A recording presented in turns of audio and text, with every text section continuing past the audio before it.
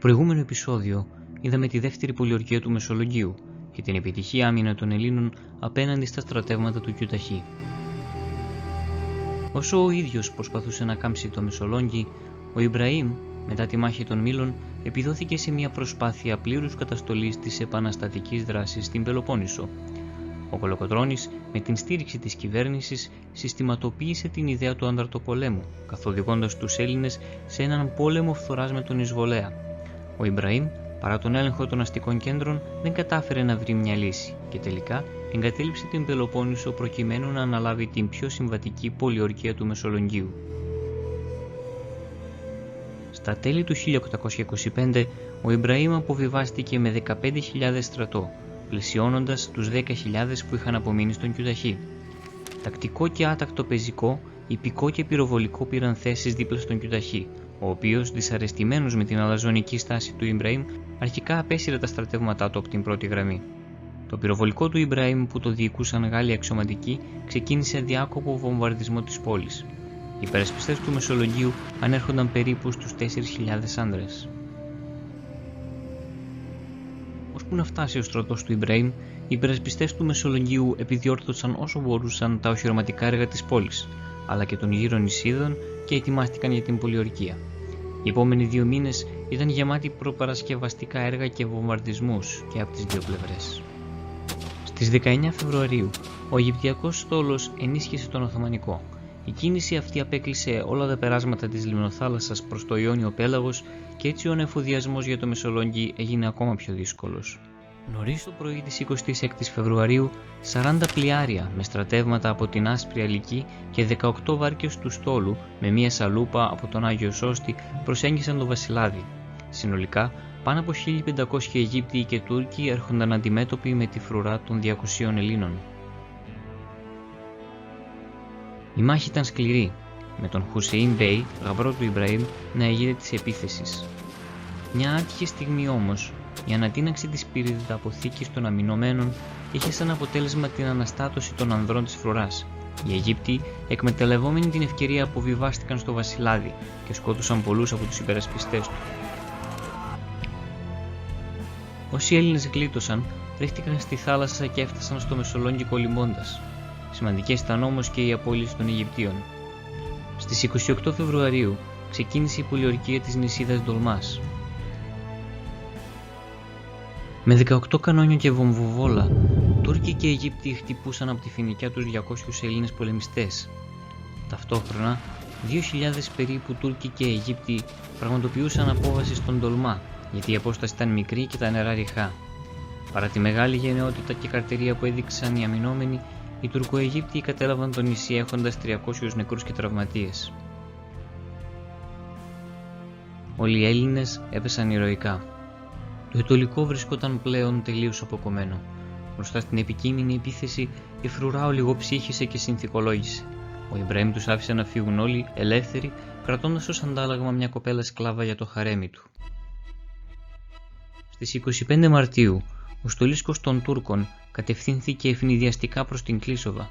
Με την κάλυψη της πρωινής ομίχλης, ο Οθωμανικός στρατός επιτέθηκε τόσο με πλοιάρια από το Βασιλάδι, όσο και με πεζούς από την απέναντι όχθη. Παράλληλα, ξεκίνησε διαρκές σφυροκόπημα του νησιού με βολές κανονιών. Ο Κίτσος Τζαβέλας με 10 στρατιώτες ήταν οι μόνες ενισχύσεις που πρόλαβαν να φτάσουν στην Κλίσοβα, δίνοντας θάρρος στη φρουρά που συνολικά αριθμούσε 130 άνδρες. Οι ξύλινοι πάσαλοι που ήταν βυθισμένοι περιμετρικά της Κλίσοβας εμπόδιζαν τις λέμβους να προχωρήσουν, αναγκάζοντας τους Οθωμανούς να αποβιβάζονται στο νερό, μακριά από τα ελληνικά ταμπούρια, κάνοντας τους έτσι εύκολο στόχο.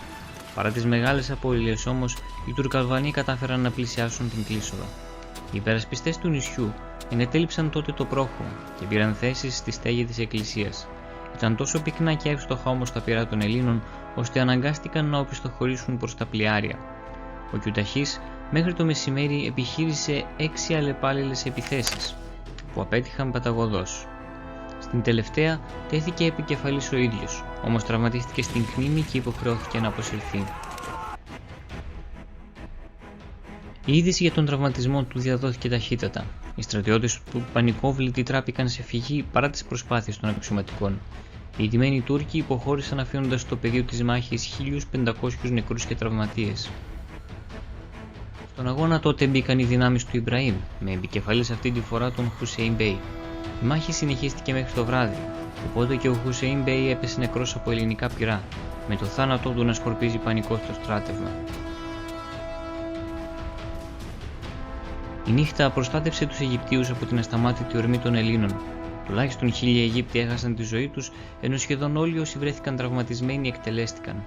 Η περιοχή γύρω από την Κλείσοβα ήταν σκεπασμένη από πτώματα σε απόσταση μιας βολής. Οι πηγές κάνουν συνολικά λόγο για τουλάχιστον 3 με 3.500 νεκρούς Οθωμανούς και Αιγυπτίους.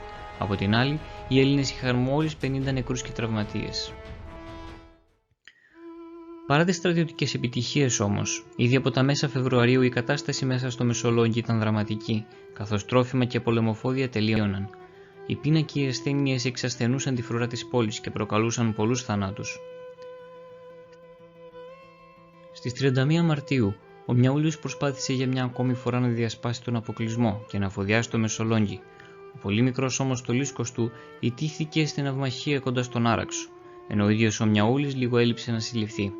Ο μόνος που θα μπορούσε να βοηθήσει τους πολιορκημένους πλέον ήταν ο Καραϊσκάκης, αλλά και αυτός ήταν βαριά άρρωστος, χωρίς να μπορεί να μετακινηθεί. Η εγκατάλειψη από όλες τις πλευρές και η μη ύπαρξη άλλης λύσης οδήγησε τους υπερασπιστές του Μεσολογγίου στην ηρωική απόφαση της εξόδου. Η πληροφορία έφτασε και στον Κιουταχή και τον Ιμπραήμ από έναν Βούλγαρο και έναν Μουσουλμάνο λιποτάκτη, χωρίς όμως να μάθουν λεπτομέρειες. Οι πολιορκημένοι, προκειμένου να αποφύγουν περαιτέρω διαρροή πληροφοριών, σκότωσαν όλους τους αιχμαλώτους ανεξαρτήτως θρησκεύματος, σχεδιάζοντας να κάνουν το ίδιο και με τα γυναικόπαιδα για να μην πέσουν στα χέρια των εχθρών, κάτι που επέτρεψε όμως ο επίσκοπος Ρογόν Ιωσήφ. Το σχέδιο της εξόδου είχε ως εξής. Μόλις ακουγόταν μια ομοβροντία από το βουνό, σημάδι ότι ήρθαν ενισχύσεις, 2 φάλαγγες με αρχηγούς τον Μακρύ και τον Νοτιμπότσαρη αντίστοιχα, που θα συγκροτούνταν αποκλειστικά από αγωνιστές, θα έβγαιναν από τις ντάπιες του Ρίγα, Φεραίου και της Λουνέτας. Η τρίτη φάλαγγα με τα γυναικόπαιδα θα έβγαινε από τις ντάπιες του Μονταλαμπέρ και του Στουρνάρη. Καθώς εκεί υπήρχε βάλτος και λίγα οχυρωματικά έργα, σκέφτηκαν ότι το πέρασμα των γυναικόπαιδων θα ήταν σχετικά πιο εύκολο. Μετά τα μεσάνυχτα, και με το φεγγάρι καλυμμένο από πυκνά σύννεφα, οι φάλαγγες βγήκαν από τις ντάπιες και πήραν θέση στο Πρανές μέχρι το Αυλάκι. Κάποια στιγμή τα σύννεφα διαλύθηκαν και οι Τουρκοαιγύπτιοι τους αντιλήφθηκαν, ξεκινώντας να τους βάλουν με πυκνά πυρά πυροβόλων και κανονιών. Αφού πέρασε μια ώρα περιμένοντας μάταια να φανεί βοήθεια απ' έξω, οι Έλληνες πήραν την απόφαση να επιτεθούν μόνοι τους. Με κραυγές και αλλαλαγμούς, οι οπλισμένες φάλαγγες άνοιγαν δρόμο μέσα από τα πυκνά πυρά των Τουρκοαιγυπτίων, ενώ τα γυναικόπαιδα ακολουθούσαν όπως μπορούσαν. Κάποια στιγμή ακούστηκε μια φωνή.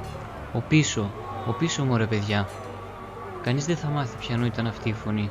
Το αποτέλεσμα πάντως ήταν τραγικό. Η ορμή της φάλαγγας ανακόπηκε. Πολλοί στάθηκαν στο σημείο που βρίσκονταν, ενώ άλλοι άρχισαν να γυρίζουν στην πόλη. Την κατάσταση αυτή εκμεταλλεύτηκαν οι Αιγύπτιοι, που ανασυντάχθηκαν και χτύπησαν όσους έμειναν πίσω. Τη στιγμή εκείνη ανατινάχτηκαν, σύμφωνα με το σχέδιο, τα λαγούμια κάτω από τη μεγάλη ντάπια, δημιουργώντας αντιπερισπασμό με τους Τουρκοαιγύπτιους να ορμάνε ακάθεκτοι στο Μεσολόγγι. Στην άλλη πλευρά της πολιορκίας, και μόλις οι φάλαγγες διέσπασαν τις εχθρικές γραμμές, αντίκρισαν τις αιγυπτιακές εφεδρείες που είχε στείλει ο Ιμπραήμ. Μαζεύοντας ό,τι κουράγιο είχαν, οι Έλληνες πραγματοποίησαν ξανά έφοδο, διαλύοντας γρήγορα τις εφεδρείες που, χωρίς να δείχνουν ιδιαίτερο ζήλο, αρκέστηκαν να τους παρενοχλούν από μακριά. Σύντομα εκδηλώθηκε νέα αιγυπτιακή επίθεση, αυτή τη φορά από 500 υπείς. Όπως και λίγο αργότερα, μια συγκροτημένη αντεπίθεση από πεζικό και ιππικό στη θέση του Κότσικα του Αμπέλη αποδυνάμωσε ακόμα περισσότερο τους Έλληνες. Ήδη σε αυτό το σημείο η φάλαγγα μετρούσε πάνω από 600 απώλειες. Οι δοκιμασίες όμως δεν είχαν ακόμα τελειώσει. Καθώς ξεκίνησε η ανάβαση στο όρος Ζυγό, σώμα 3.000 Αλβανών που είχε στήσει ενέδρα επιτέθηκε με σφοδρότητα στις καταπονημένες φάλαγγες. Άλλοι 500 Έλληνες έπεσαν μαχόμενοι στην ανηφόρα, μέχρι ότου φάνηκε ανέλπιστα ένα ξεκούραστο σώμα 100 σουλιωτών, που έπεσε στους Αλβανούς και τους ανάγκασε σε υποχώρηση. Καθώς ξημέρωνε η Κυριακή των Βαΐων, πίσω στο Μεσολόγγι επικρατούσε το χάος. Οι άρρωστοι και οι τραυματισμένοι που είχαν μείνει πίσω είχαν μετατρέψει κάθε σπίτι σε ένα μικρό φρούριο, προσπαθώντας να επιφέρουν τις μέγιστες απώλειες. Στο σπίτι του δημογέροντα Χρήστου Καψάλη μαζεύτηκαν τραυματίες, γέροντες και γυναικόπαιδα. Όταν το σπίτι περικυκλώθηκε από εισβολής, ο δημογέροντας έβαλε φωτιά στην πυρδίτα αποθήκη. Τα ξημερώματα της 12ης Απριλίου, μοναδική εστί αντίσταση στο Μεσολόγγι ήταν ο ανεμόμυλος. Όταν τελείωσαν τα πολεμοφόδια, τα τρόφιμα και το νερό, ο Μητροπολίτης Ρογών Ιωσήφ έβαλε φωτιά σε ένα βαρέλι με μπαρούτι και την άχτηκαν στον αέρα. Το Μεσολόγγι είχε πέσει.